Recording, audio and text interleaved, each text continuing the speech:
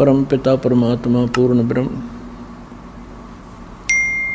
सर्व सृष्टि रचनहार कबीर भगवान ने हम सभी प्राणियों के ऊपर एक विशेष कृपा की है।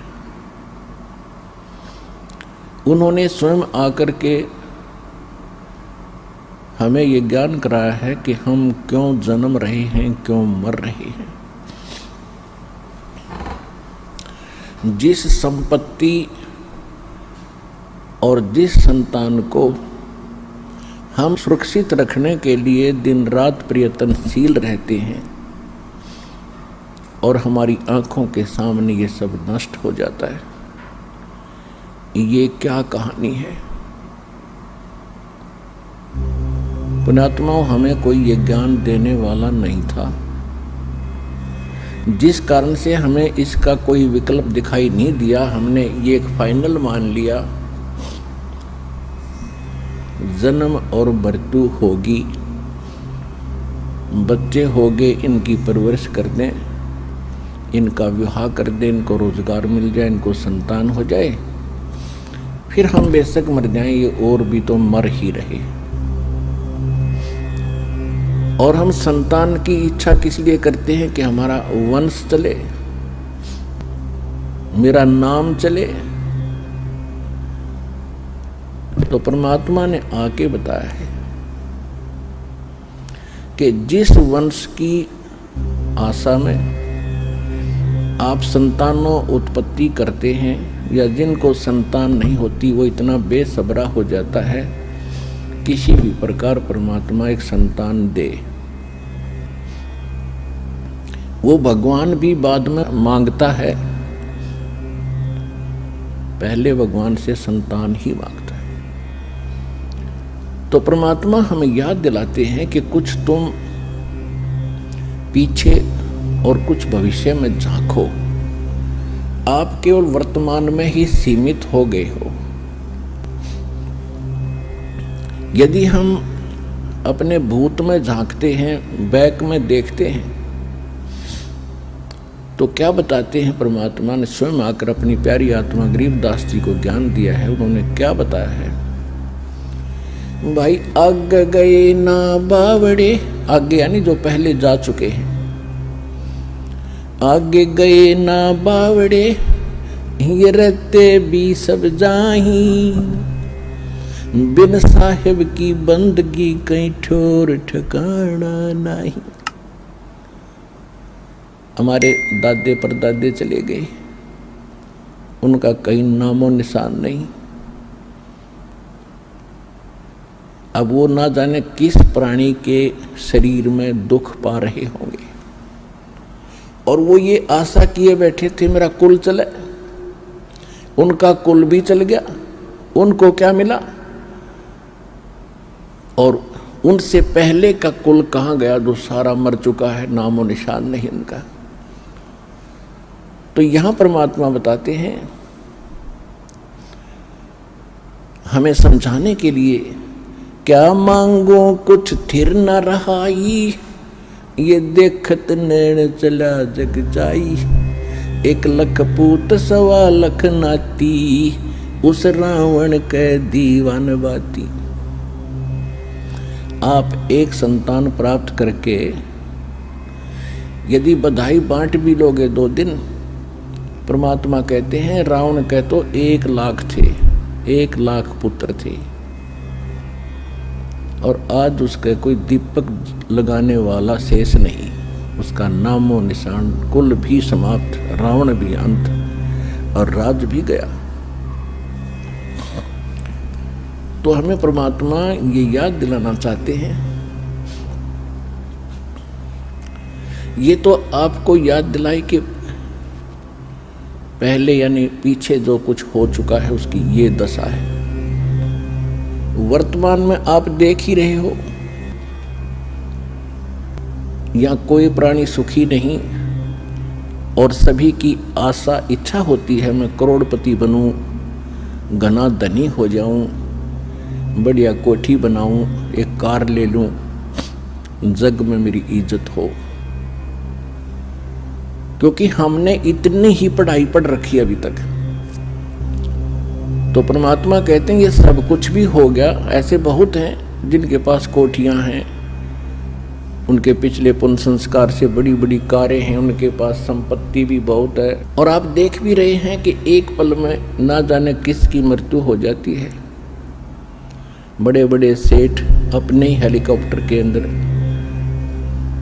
मृत्यु को प्राप्त हो जाते हैं दुर्घटनाग्रस्त हो जाने से। आगे क्या होगा, आगे के लिए परमात्मा सतर्क करते हैं। फिर पीछे तू पशुआ की जय गद्दा बैल बनाई, और ये 56 भोग कहाँ मन बोरे, कहीं कुर्डी चरने जाई। अब ये हमारा अब ना विश्वास हो रहा, क्योंकि सारी सुविधा है और मन में ऐसी चाबी भर रखी इस काल भगवान ने, वो काम करना है, वो करना है, वो रह गया है, ऐसा वो करूँगा चलो। तो ये भी काल की ही प्रेरणा, और काल ने आपको विवश कर रखा है। इतने काम आपके जिम्मे लगा दिए, और वो किस कारण से? एक पेट के लिए, एक निर्वाह के लिए, इस शरीर को सुरक्षित रखने के लिए। मकान बनाना है, कपड़े पहनने हैं, खाना खाना है, ये सारा इस शरीर की सुरक्षा के लिए है कि वो ठीक ठाक बना रहे। और इसका कोई भरोसा नहीं है कब बिजली गिर जाए और किस कारण से अंत हो जाए। तो यहां परमात्मा कहते हैं, कबीर ये तन जाएगा, सके तो ठहर ला, एक सेवा कर सतगुरु की और गोविंद के गुण गा। के शरीर तो एक दिन तुम्हारा जाएगा, और तेरा संस्कार जितना भी मनुष्य जीवन का उसके आते ही तुरंत नष्ट हो जाएगा, चाहे तेरा कितना काम शेष हो। उस समय नहीं देखा जाएगा कि तेरा लड़का विवाह नहीं हुआ है, लड़की ब्याही रहेगी, ये नहीं देखेगा। एक भक्त बता रहा था कि मेरे मामा जी का 5-6 लड़कियां थी, और हमारे समाज में लड़कियों को एक अपने ऊपर अपने आप गलत परंपराएं बढ़ाकर हमने अभिशाप मान लिया। उनके दहेज में पता नहीं के खर्चे करने पड़ते हैं, जिस कारण से वो कहता मेरी मामी बात न उतन गई थी। 3 लड़कियों का विवाह इकट्ठा रख रखा था, जिसके घनी बेटियां हों तो इन्होंने सोचा एक बार में सारा खर्चा हो जाए, ठीक ठाक निपट जाए। अब जिसकी 3 बेटियों का विवाह हो उसके दिमाग में कितना बर्डन होता है, वो चल कहीं रहा होता, सोच कहीं रही होती है। इसी प्रकार वो बस स्टैंड पर खड़ी थी और ध्यान यही था, उसको ऐसे लाऊंगी, उसको ऐसे करूंगी, वहाँ से पैसे मिलेंगे। इतने में पीछे से ड्राइवर बस बैक कर रहा था और वो गलत बैक होगी, और वो माई बस स्टैंड के पिलर और पोल और बस के बीच में लग गई। उसको ध्यान नहीं रहा क्योंकि वो तो सोच कहीं और रही थी,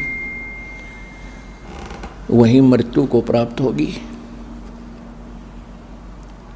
तो परमात्मा कहते हैं ये शरीर तेरा जब समय आएगा, एक सांस तुझे नहीं मिलेगा। फिर इसके बाद बताते हैं कि इसका एक विकल्प बताया है परमात्मा ने, कबीर ये तन जाएगा, सके तो ठाहर ला, एक सेवा कर सतगुरु की। और फिर जो वो बताएं उस आधार से भक्ति कर, गोविंद के गुण गा। ठार का अर्थ होता सपोर्ट। पुराने मकानों में कच्चे मकान होते थे, कड़ी और सतीर ये छत दी जाती थी। अभी गांव में तो ऐसा ही है। तो कभी कभार कई बार कोई सतीर या कड़ी टूटने को हो जाती तो उसके नीचे एक बल्ली लगा दिया करते, मोटी कड़ी, मोटा लकड़, नीचे ईंटों का सपोर्ट देकर उसके सपोर्ट दे देते थे, ऐसे खड़ी लगा देते थे। तो वो ठाहर बोलते हैं उसको, ठाहर। तो वो ठार लग जाने से वह कड़ी वहीं रुक गई, और छत गिरी नहीं, अगर वो ठार नहीं लाते तो कुछ दिनों में कड़ी टूट कर पूरी छत गिर जाती। ऐसे सतीर के नीचे भी समस्या आ जाती थी तो उसको भी ऐसे ठार देते थे। तो परमात्मा कहते हैं ये मनुष्य जीवन तो आपका जो समय आएगा समाप्त होगा और आपका सारा कार्य दरा दराया रह जाएगा। इससे बचने के लिए भी आपने परमात्मा के नाम की, सच्चे गुरु की ये ठाहर लानी पड़ेगी। वो ठाहर लगने के बाद फिर आज जीवन एक्सटेंड हो जाएगा। और वो भी समर्थ परमात्मा कबीर भगवान की शरण में आने से वो ठाहर लगेगी। और कोई न ब्रह्मा जी, न विष्णु जी, न शिव जी, न ब्रह्म, न परब्रह्म ये आपके जीवन को एक्सटेंड नहीं कर सकते। तो यहां परमात्मा कहते हैं कबीर ये तन जावेगा और सके तो ठाहर ला। फिर वो ठाहर बताई है, कौन सी ठाहर लाई? एक सेवा कर सतगुरु की और गोविंद के गुण गा। तो परमात्मा ने स्वयं आकर के वो ज्ञान दिया है जो विशेष ठाहर है, विशेष भक्ति है, जिससे परमात्मा हमारी मदद करते हैं। अब सबसे बड़ी समस्या हमारे सामने ये बनी रही कि भी कोई परमात्मा को कैसा बताता है, कोई कैसा बताता है। कोई किसी को भगवान बता रहा है, कोई श्री राम को भगवान बताता है, कोई विष्णु जी को, कोई शंकर जी को, कोई ब्रह्मा जी को ही सर्व सृष्टि रचनहार बताता है, कोई शक्ति यानी दुर्गा जी को, और कोई एक ब्रह्म को पूर्ण परमात्मा मानकर उसकी साधना करके स्थिर है, निश्चिंत है। उसके बाद फिर मोक्ष मार्ग क्या है, मोक्ष का साधन क्या है, वो भी कोई कुछ बता रहा है, कोई कुछ बता रहा है, कोई मंत्र देता है, कोई मंत्र देता है। जब तक हमें तत्व ज्ञान नहीं था तो हम यही मान लेते थे कि साधु संत भगवान से परिचित है, और उन्होंने एक सिद्धांत हमें गलत दे रखा था कि गुरु जो है कुछ भी जाप दे दे, कोई भी मंत्र बतावे, साधना बतावे, उसी से मोक्ष हो जाएगा। अब हमें पता चला कि जैसे हमने किक्कर काटनी है, बबूल या जंडी काटनी है, और उस जंडी काटने के लिए किसी ने लकड़ का घन दे रखा हो और लकड़ की कुहाड़ी दे रखी हो, उससे वह जंडी कटे नहीं। जंडी कटेगी लोहे की आरी से, लोहे के साधन से, यानी लोहे की ही उससे काटनी पड़ेगी वह। तो ये है उसका तरीका जंडी के काटने का, या तो आरी हो या कवाड़ी हो, कति पैनी वह कटे लोहे की। तो इसी प्रकार जो परमात्मा के पाने का जो विशेष साधन है वो ही तरीका अपनाना पड़ेगा। और वो कहाँ प्रमाणित है? उसके लिए सबसे पहले हमारे सदग्रंथ प्रमाणित है। हमारे सदग्रंथों में जो मार्ग लिखा है वो गॉड गिवन है, परमात्मा का दिया हुआ है। और परमात्मा ने जो ज्ञान दिया वो सत्य है। बाकी अन्य जीव की ऋषि जो हैं, ऋषि हैं, ब्रह्मा विष्णु महेश हैं, ये जीव संज्ञा के अंदर है। तो इनका जो अनुभव है, यदि भगवान के उस दिए हुए ज्ञान से नहीं मेल खाता है तो वो ज्ञान व्यर्थ है, वो सही नहीं है। अब सबसे पहले हमें ये निर्णय करना पड़ेगा कि वो भगवान के दिए हुए सदग्रंथ कौन से हैं। अब सबसे पहले एक नंबर का ग्रंथ है सूक्ष्म वेद, जिसको सवसम वेद भी कहते हैं, जिसको तत्व ज्ञान भी कहते हैं। वो तो है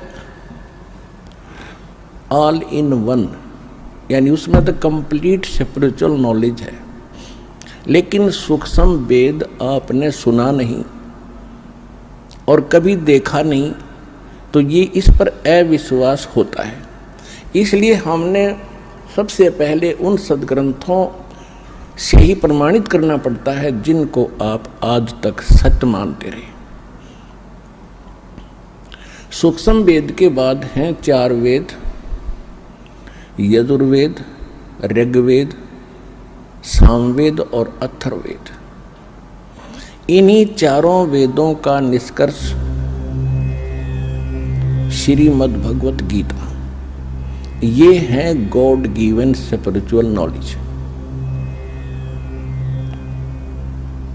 और ये किसने ज्ञान दिया था? ये पूर्ण परमात्मा ने, सत्य पुरुष ने, अमर पुरुष ने जब ये सृष्टि काल की रची थी, उसी समय परमात्मा ने अपने सतलोक से इस काल के कंप्यूटर में, ब्रह्म के सरपुरुष के अंतःकरण में ये कंप्लीट स्पिरिचुअल नॉलेज, ये सूक्ष्म वेद फीड कर दिया था, फैक्स कर दिया था, उसका निर्धारित समय रख दिया था।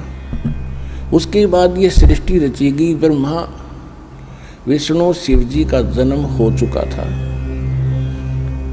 तो उस समय उधर से काल के शरीर से श्वासों के माध्यम से, इस सरपुरुष के श्वासों के द्वारा ये चारों वेद बाहर प्रकट हो गए। अपने आत्माओं, आज से 50 वर्ष पहले ये बातें चलती थी तो विश्वसनीय थी कि ये कैसे हो सकता, अब योग इतने मोटे कागज अंदर से एक सांस के द्वारा बाहर कैसे आ गए, और वहां सतलोक से यहाँ कैसे आ गए। तो अब परमात्मा ने पहले आपको ऐसी साइंस दी,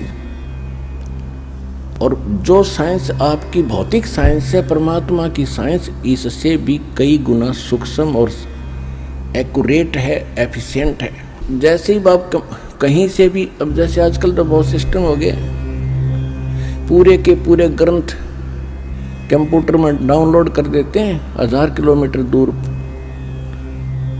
एक वायर के माध्यम से, पतली सी वायर के माध्यम से, और वायरलेस सिस्टम ही हो गया, वहाँ पहुँच जाते हैं, हवा में पहुँच जाते हैं, हवा से फिर वहाँ आकर दूसरे के कंप्यूटर में डाउनलोड कर लो, नो के नो प्रिंट हो जाते हैं। ठीक इसी प्रकार परमात्मा की जो आध्यात्मिक साइंस है, इस भौतिक साइंस से असंख्य गुना ज़्यादा शक्तिशाली और एफिशिएंट है। तो वो चारों, ये कंप्लीट स्पिरिचुअल नॉलेज बाहर आकर के और बहुत सुंदर पेपर के ऊपर प्रिंट हो गया। और वो ऐसा पेपर, ऐसी इंक समुद्र में भी वो खराब नहीं हो रही थी। जब उसने निकाल कर देखा उन कंप्लीट स्पिरिचुअल नॉलेज को, उसके अंदर काल ने देखा कि इसमें तो सारी पोल खोल रखी है मेरी, और पूर्ण परमात्मा की जानकारी दे रखी है। यदि इन प्राणियों को उस परमेश्वर का ज्ञान हो गया, ये सभी भाग जाएंगे। इसने हमारे को मूर्ख बना के, अज्ञानी बना के और विवश करके हमारे को रोक रखा है अपने खाने के लिए। पुण्यात्माओं, आपको अध्यात्म मार्ग का कैक है भी पता नहीं पूरे विश्व को। या तो परमात्मा को मालूम है, या उसके बाद उनसे परिचित उन महापुरुषों को ज्ञान था, उन्होंने अपनी अमृतवाणी में लिखा भी, लेकिन उनकी भी हमने बात मानी नहीं। लेकिन वो अपना अनुभव लिखवा गए, एफिडेविट दे के चले गए कि जो परमात्मा 600 वर्ष पहले आकर ज्ञान दिया करते थे वो सत्य है। उन्होंने भगवान को आंखों से देखा था, उनसे ज्ञान प्राप्त हुआ, वही ज्ञान उन्होंने अपनी अमृतवाणी में लिखा। इसलिए आपको ये यकीन नहीं हो रहा कि खाता कैसे है,